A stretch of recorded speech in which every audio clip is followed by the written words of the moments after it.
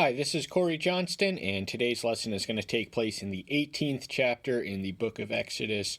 Herein we read of the wise advice of Jethro to his son-in-law Moses, which serves him well. But before we cover that, we just want to place us where we are chronologically. We are extremely early in the Exodus. The 3-month mark is the next chapter, the 19th. The 15th chapter, they sing their victory of praise to Yahweh, the song of Yahweh sung by Miriam the prophetess, the sister of Moses, but they suddenly descend from songs of victory to songs of defeat. They are complaining at the bitterness of the water which they are forced to drink in the 15th chapter. Then in the 16th chapter, we read of the original provision of manna, which would sustain them on their desert wanderings for 40 years, because desert is not an inhabitable place. There's not a lot of life forms. It's hard to feed yourself on that. So the only way they were able to wander in the desert for 40 years, an entire nation of people, was because it literally rained food from the sky. Then in the 17th of what we're going to review, we find them at war. They are pestered by the Amalekites. But first, there's a complaint of water once more, and we read in verse 3, "And the people thirsted there for water, and the people grumbled against Moses and said, 'Why did you bring us out of Egypt, to kill us and our children and our livestock with thirst?'" So the precise location is the wilderness of Sin, and they're camping in Rephidim in the first verse, and the nature of their complaint is their lack of water. They're in the desert, and oases are rare, and water sources are rare, so they don't have what they need. That their tongues are parched, and that they're dehydrated, and they come murmuring and complaining aggressively to Moses to make water appear. Moses is afraid for his life. He runs to Yahweh and tells these people, "Mean business, they're going to stone me."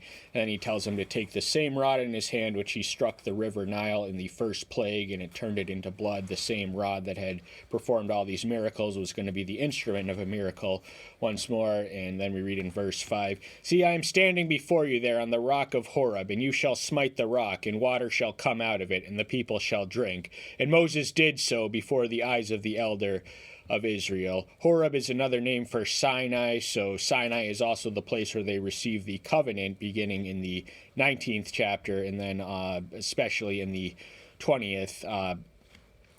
But the provision, the demand for water is instantly satisfied through this water. He strikes it on the rock, and just like that, the water gushes out, and he does it in front of everyone, so they have a witness. They feel forsaken by Yahweh, but he assures them that he is present in their predicaments by providing for them that which they need and lack. Then we find them fighting the Amalekites. The nation of Israel was not yet a nation. They were a nation on the move from the nation in which they were enslaved to the land they were about to inhabit. And on the way, they were harassed by desert people. There was plenty of people all around them, but also the reputation of their miracles spread wherever they went. They were met by the miracles. They knew that the mighty God had spared them through the Red Sea and had drowned their Egyptian captors and all the other stuff, the signs and plagues. And we read that Jethro is privy to these rumors in the chapter we're going to cover today. But we also, verse 9, "And Moses said to Joshua, 'Choose for us men and go out and fight with Amalek. Today I am stationing myself at the top of the hill with the rod of Elohim in my hand.'" Joshua is Moses' successor. He was a man of different abilities, different skills. He was a warrior. He was a general. Moses was a lawgiver, and he was able to petition Pharaoh on his people's behalf. But Joshua would have been 45 years old at the writing of this, because he's 85 when he enters into the promised land. Moses is 80 years old. And Joshua, we meet him also again in the 16th chapter of Numbers. He is of the 12 scouts selected from each of the 12 tribes of Israel. He is the one that Ephraim selects, and him and Caleb of Judah, they return with the faithful report, whereas their counterpart spies, they're walking by sight. They see these giants, but Joshua and Caleb alone give the faithful response. And then this is at the length of their spying excursion was 38 days, so that they were at the 2-year point in the Exodus then. And then it became 40 years, a year for each day after that point. But Joshua was in command and control of the Hebrew armies. They had weapons. They certainly were not going to walk across the desert to establish a nation empty-handed or unarmed. And the rod once more is present, and where the rod is, there is power. And it came to pass, verse 11, when Moses held up his hand, then Israel prevailed, and when he let down his hand, Amalek prevailed. Therein we learn that the battle of the outcome was decisive and determined by the position, the physical position of Moses' hands. If they were raised, the problem is that, we have... it's impossible for a man to raise their hands for the entire length of a battle. So whenever he got tired, Amalek, the tides of the turn of the battle, turned, and Amalek was on. Israel was on the run. But when his hands were up, Amalek was on the run, and his hands got heavy. So they took a stone and they put it on, and then Aaron and Hur, Aaron's his brother, and the soon-to-be high priest. We read of the kingdom of priest in the 19th chapter. We're not quite there yet. They're the ones holding up his hands, and through that they triumph. And that this takes us to the 18th chapter, first verse, lesson itself. And Jethro, the priest of Midian, Moses' father-in-law, heard of all that Elohim had done for Moses and for Israel, his people, that Yahweh had brought Israel out of Egypt. Jethro is not only the priest of Midian, the Midianites were Abrahamic descendants, so too were the Israelites. They were the chosen nation, but some form of the Abrahamic religion would have existed at this early stage in history, and Jethro would have been a priest. He's also the father of 7 daughters, and Moses endears himself into his affections when he protects his 7 daughters, drawing water from the well. He gives one of them, Zipporah, to him in marriage, and Moses spends 40 years with Jethro, so he was learning from the priest, and much of the Pentateuch is priestly in orientation, so his position as priest is a significant one. He's the other figure is Melchizedek in the book of Genesis. He is not a Hebrew, but he is still a priest, and this shows that even though they were a covenant and chosen nation, his concern is not limited to them. But in any case, he had heard the rumor. The grapevine had traveled fast. He was in the vicinity of Mount Sinai. The Midianites were a desert-dwelling people, descended from Abraham's, a child born to Abraham through a wife after Isaac. He had a concubine, and so much of the religion would have been preserved intact, such as we witness in the book of Job. He was an Edomite, but of course the Edomites and the Midianites both succumbed fully to idolatry. The Israelites got that purged out of them when they returned from the exile. And Jethro, Moses' father-in-law, took Zipporah, the wife of Moses, after he had sent her back. Zipporah is the name of one of the 7 daughters that he had gave his hand in marriage to Moses, and he had we read of the 2 children that he had sired through her in the next 2 verses, but he had sent them back. While in the process, they were not there when he had business in his own country, and these were Midianite people. He kept them home while he did his business in Israel. They were going to join him as his family for the Exodus, but he had initially sent them back. And her 2 sons, of whom the name of one was Gershom, for he said, I have been a sojourner in a foreign land. We read of him in the 2nd chapter, and the name translates as something to the effect of "I am an alien." So Moses was a sojourner in a foreign land. He was a Hebrew born, a Hebrew birth of background, born in Egypt, and he made a life for himself for 40 years in the desert, Midian, with the Midianite peoples in a foreign land. And the name of the other was Eleazar, for he said, the Elohim of my father was my help and delivered me from the sword of Pharaoh. The Elohim of his father, now Moses' father, his biological father, would have been a slave, as would have been 400 years. We can read of his genealogy in the 6th chapter. There is about 10 generations descended between him and Levi. He is of the Levite tribe. But he was the help, and without his power and without his strength and without his might, Moses wouldn't have been able to do what he did for Israel. Israel would not have benefited from they would have been swallowed whole by the sword of Pharaoh, because the idea of an entrenched slaved people upping and leaving to make their own nation in a pretty proximate location to the nation they were enslaved by is just the logistics of it. The only explanation for how it could happen was that a divine power was working for them and made it all possible. Jethro, Moses' father-in-law, came with his sons and his wife to Moses in the wilderness, where he was encamped at the mountain of Elohim. Jethro is the patriarch of the family. It is by his permission that Moses leaves to return to Israel to do what needed to be done to liberate his people from bondage in the 4th chapter. And since then, we read of his initial rejection.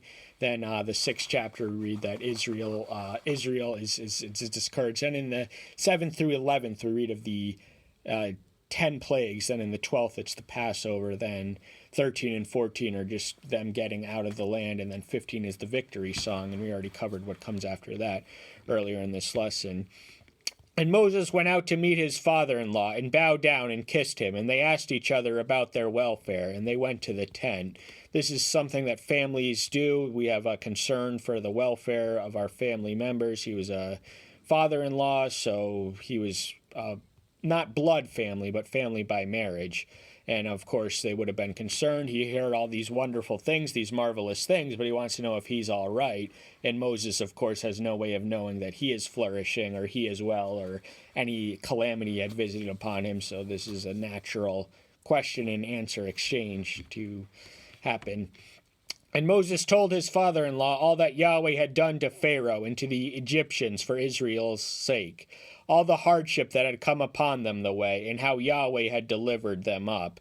So even though they were liberated, it was not an easy process. The 10 plagues, gave them the advantage, but they still had to, dwell in the desert without water and all these things that we read of earlier, without food.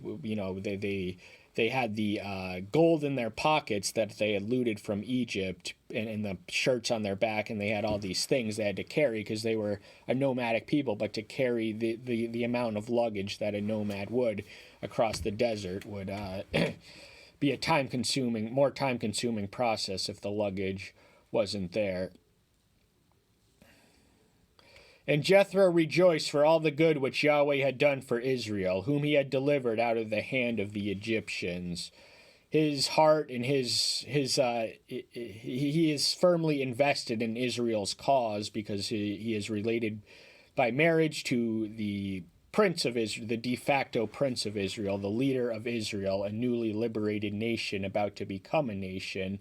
And he's just awestruck, and he has the reaction and response of fear and wonder to the miraculous reality of their liberation and all the things that he had done for them. Their deliverance was nothing short of miraculous from the hands of Egyptians, the mightiest empire in the world at the time, and the strength of the new kingdom of Egypt sapped when the Hebrew slave labor left them.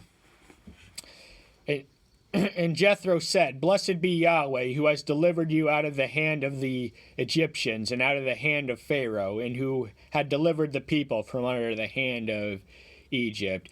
It's interesting because he uses the covenant name that had been revealed to Moses in the 3rd chapter. Yahweh, he needs to know what to call him when he returns to Israel. He reveals his name. Yahweh, I know that I am, but he is evangelizing it already. Already Jethro is saying the covenant name of Yahweh, and he's the one who delivered us from the hands of the Egypts, the mighty hands. The Egyptians were a mighty people, a strong, resourceful nation, certainly on top of the world, but they had the creator of heaven and earth on their side, so he was a powerful ally, more powerful than any earthly power. No adequate comparison can be made between the mightiest army, mightiest nation on earth, and the creator in the sky. Now I know that Yahweh is greater than all the mighty ones, for in the matter in which they had acted proudly above them. The early phrase echoes what we read of in Naaman in the second book of Kings, 5th chapter. Elisha, the minister, upon his instant cure of leprosy, announces a similar thing. Yahweh is greater than all the mighty ones. Now these other mighty ones do not exist.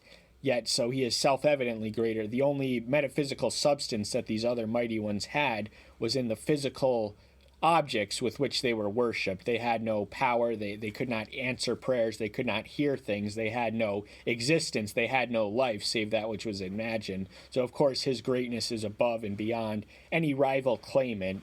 And he just proved it because they had acted. Now, pride cometh before the fall, and the Pharaoh was an especially hard-hearted man, but sovereignly selected for the purpose. He knew his character. The Pharaoh hardened his heart. Yahweh hardened his heart the first 5 times, then Pharaoh hardened his heart. So he was proud, and before pride comes the fall. So it was the height of hubris to witness the 10 plagues inflict his land, and then to chase them down with an army of chariots at the Red Sea, and then they were swallowed whole. So his fall was mighty. So he was a Pharaoh without an army and without a slave labor task. So the pride doesn't pay. Then Jethro, the father-in-law of Moses, brought up burnt offerings and other sacrifices unto Elohim. And Aaron came and all the elders of Israel to eat bread with the father-in-law of Moses before Elohim.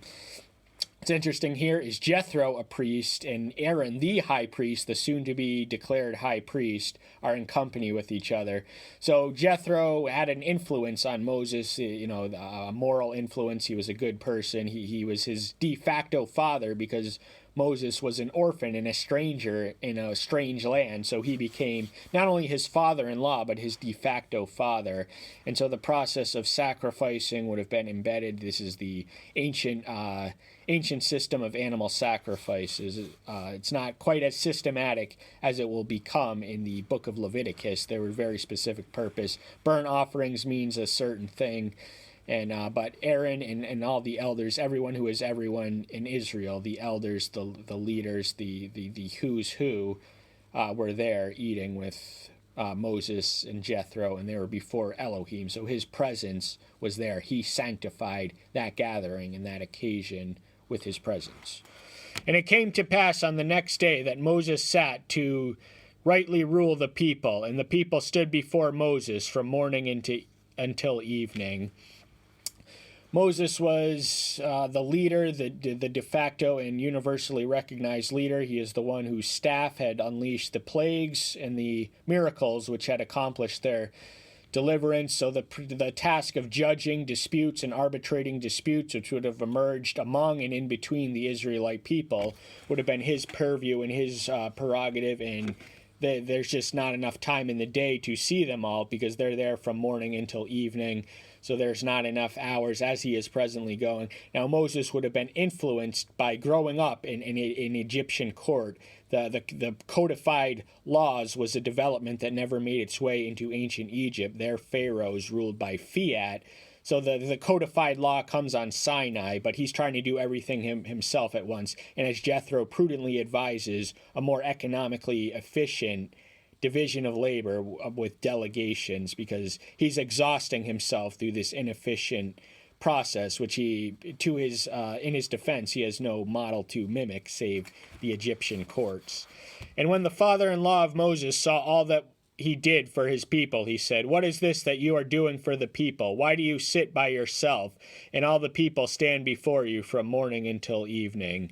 So all the people and by yourself. So there's one and then there's many. Some of those people, some of everyone else should be sitting where Moses is sitting and delegate and arbitrating disputes and settling cases and all these things that Moses is trying to do by himself. And there's just not enough time in the day. They're out the door. They're in line.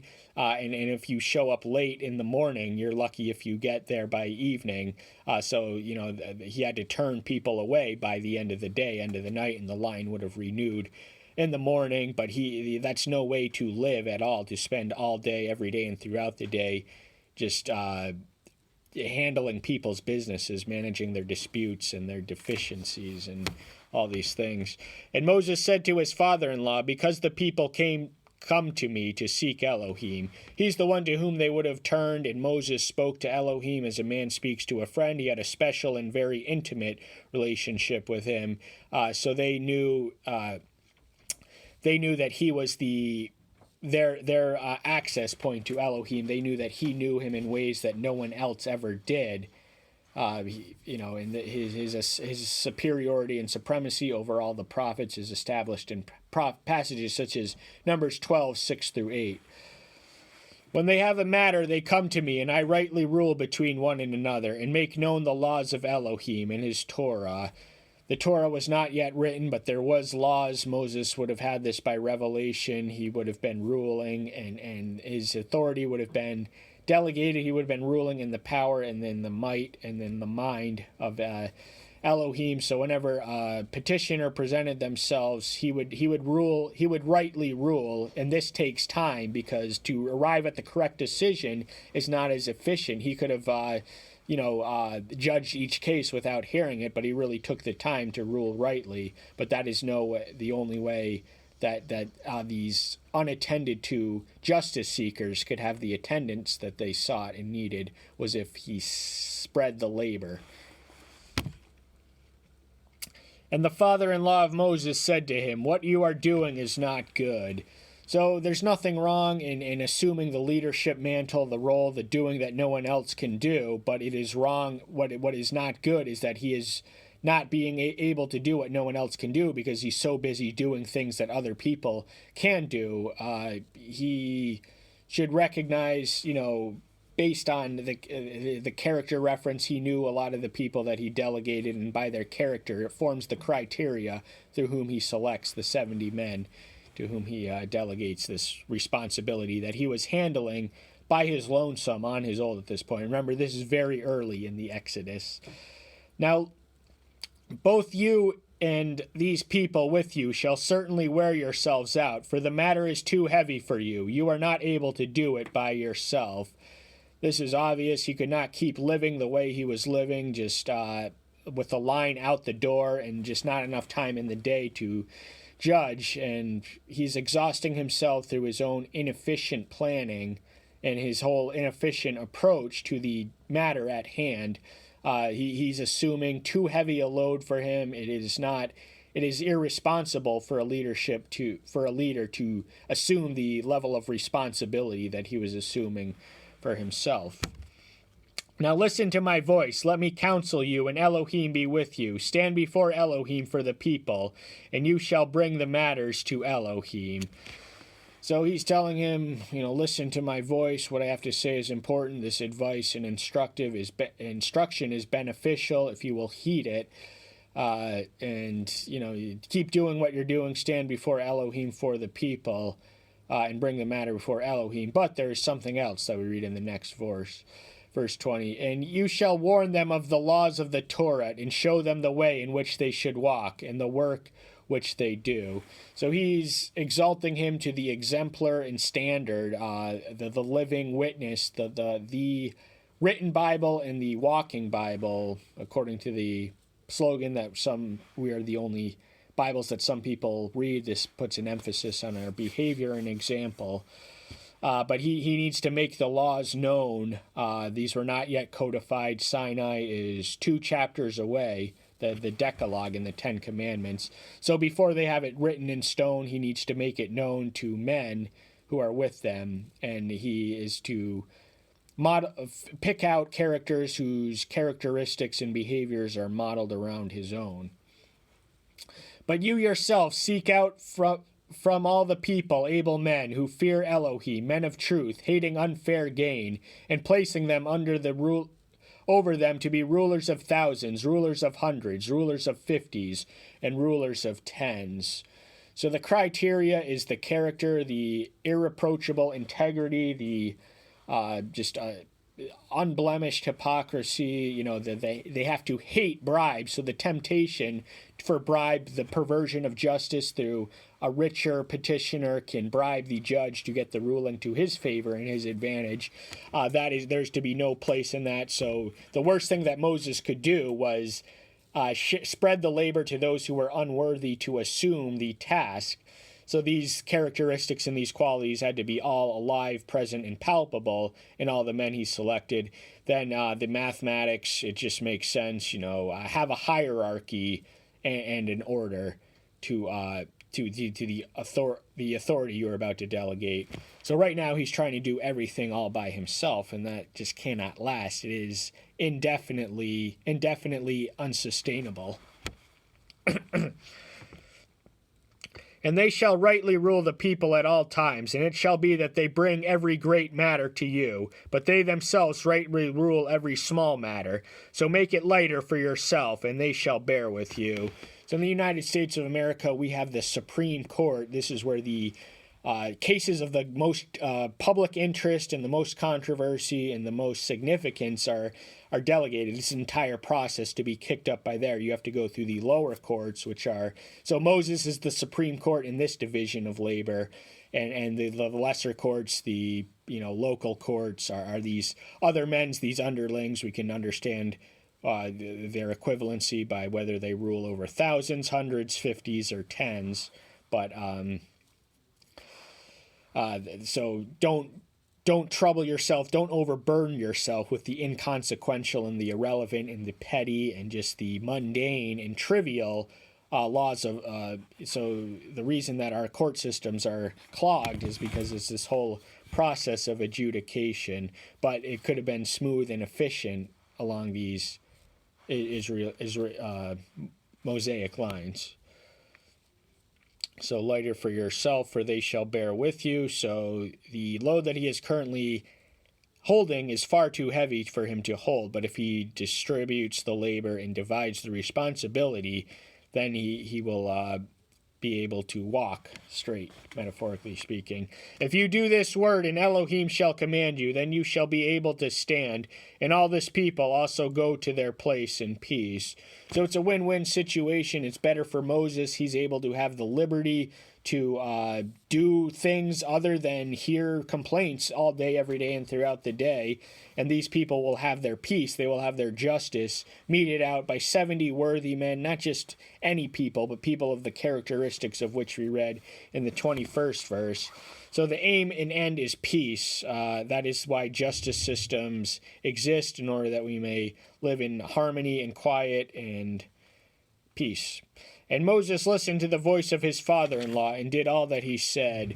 His conclusions were unassailable. He did not argue against them. The wisdom of this advice is almost self-evident, yet seemingly he missed it and it went over his head.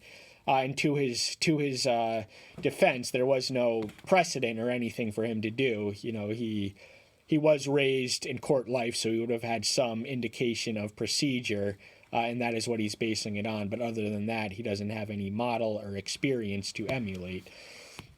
And Moses chose able men out of all Israel and made them heads over the people, rulers of thousands, rulers of hundreds, rulers of fifties, and rulers of tens. So he did not just choose anyone, but he chose qualified men worthy to the position that he entrusted them with. And the divisions, able men able to mete out justice, able to resist bribes, able to resist corruption, able to do what needs to be done in order for justice to flourish. So the problem is the introduction of unable men who are unable to maintain justice, those who pervert justice, who accept bribes. They creep our way into our legal system. But the divisions, thousands, hundreds, rulers of fifties, rulers of tens. So the Israelites were about, I believe, 650,000 fighting males in the book of Numbers. So with women and children, they are more than 1 million people. So these divisions are for them. And they rightly ruled the people at all times. The hard matters they brought to Moses, but they rightly ruled every small matter themselves. So none of the injustice which flourished amongst the covenant nation, which invited their covenantal consequences and curses, were yet present. These men were men of integrity, men of decency, men of character, men known by Moses, who survives as the model saint of the Jewish people. And because he had picked the right people for the right jobs, they rightly ruled every small matter themselves. And the hard matters were brought to Moses. Moses was still busy, but not overburdened, not as busy as he once was, doing the things which would have been best left to lesser men. And Moses sent off his father-in-law, and he went away into his own land. So this brief respite, there's no mention of Israel, just the elders and Aaron who are there with Jethro, and they are going to return to the camp where the mass of their people are. So they had finished what they needed to do. Moses got he said his hello, he made his obligatory, not that it was obligatory, but visit to a father because he was in the vicinity of Sinai, and having accomplished that purpose, they're on to the next stage. That's all the time we have for today. Thank you so much. I'm so glad you're here. Stay tuned until next time. I'll see you then. Bye-bye.